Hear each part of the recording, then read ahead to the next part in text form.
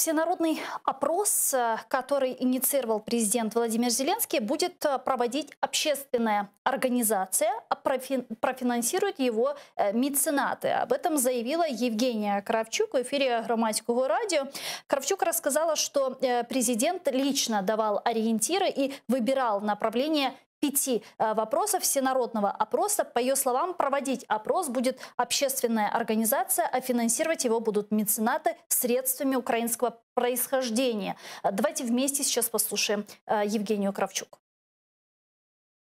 Є багато меценатів, небайдужих людей. Це не такі великі кошти, які виділять чи уже виділили на такий процес. Політичну відповідальність несе за це ініціатор цього опитування. Я впевнена, що всі оці страшилки найближчим часом будуть розвіяні. Юридично це опитування буде закріплено нардепами чи президентом, які подадуть відповідний законопроект. Тем временем 42% украинцев положительно относятся к идее президента Зеленского провести всенародный опрос. Об этом свидетельствуют данные опроса социологической группы «Рейтинг». 60% респондентов знают, что президент Зеленский объявил проведение всенародного опроса в день выборов. 25% заявили, что хорошо знают об этом, 35% что-то слышали. 40% ничего об этом не знают. Относительно высокий уровень осведомленности о президентской инициативе среди жителей городов и старшего населения, как видится. С нами сейчас на прямой связи политолог Сергей Таран. Давайте его поприветствуем. Пане Сергею, витаю вас. Витаю вас. Да. Вы верите в этот опрос? Верите ли вы в репрезентативность данного опроса? Тут, знаєте, взагалі не йдеться про соціологічне опитування чи про будь-яке інше опитування.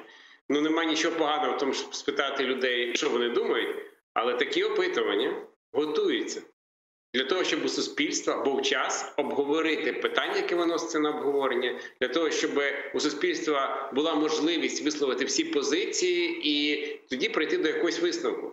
А у нас лише, здається, вчора стали відомі ті 5 питань, які президент хоче поставити на якесь опитування. Зрозуміло, що це іде поза будь-яким законом, це не передбачено будь-яким законом. Але Зеленський пропонує зробити це опитування, увага, у день виборів, на виборчих дільницях. Ті опитування, які мають засвідчити йому підтримку. Тобто йдеться в кращому разі про агітацію у день голосування по всій країні прямо на виборчих дільницях. Це колосальне порушення закону. Як можна взагалі говорити про законність цих місцевих виборів, якщо прямо на агітаційних пунктах будуть люди, які будуть агітувати за Зеленського? Ну це абсурд. За цією логікою може будь-яка політична сила, більше того, будь-яка громадська організація, чи ми з вами, взяти свою виборчу дільницю, надрукувати дома бюлетнів на домашніх принтерах і пропонувати людям на виборчих дільницях відповісти на їхні питання. З точки зору закону це буде абсолютно те саме. Але в що перетворяться вибори, якщо це буде? Це правовий нігілізм. Знаєте, часом слуги народу називають, ну це ніби таким, як вони кажуть, пробником справжнього референдуму. Так от я хочу сказати, що такий пробник уже був в Україні. Цей пробник був у 2014 році в Криму і на окупованому пізніше Донбасі, де так само проводився нібито референдум, так само вдома робилися якісь скриньки, так само невідомо, хто то рахував, хто то пропонував. Зрозуміло, що то все йшло поза закону, але слугувало одній меті – щоб узурпувати владу. Тому зараз йдеться про тотальне використання влади, адмінресурси для того, щоб фальсифікувати результати якогось опитування, на які будуть потім політично посилатися і казати, бачите, отак люди думають. Тому всерйоз обговорювати питання немає сенсу, як і репрезентативність. А что они будут делать с результатами этого опроса? Вот люди придут, ответят на эти вопросы, кто-то посчитает голоса, результаты, и что дальше?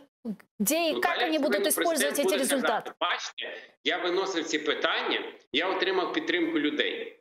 І буде просто говорити про те, щоб посилювати якісь закони. Я не знаю, ну узурпація влади, вона ж не прогнозована. Я не знаю, для чого ту владу збирається використовувати президент Зеленський. Але річ у тім, що, ну, розумієте, тут же не йдеться про опитування. Тут йдеться про спосіб фальсифікації виборчого процесу, про агітацію у день голосування. Ну, знаєте, от всі ж пам'ятають, як відбуваються вибори.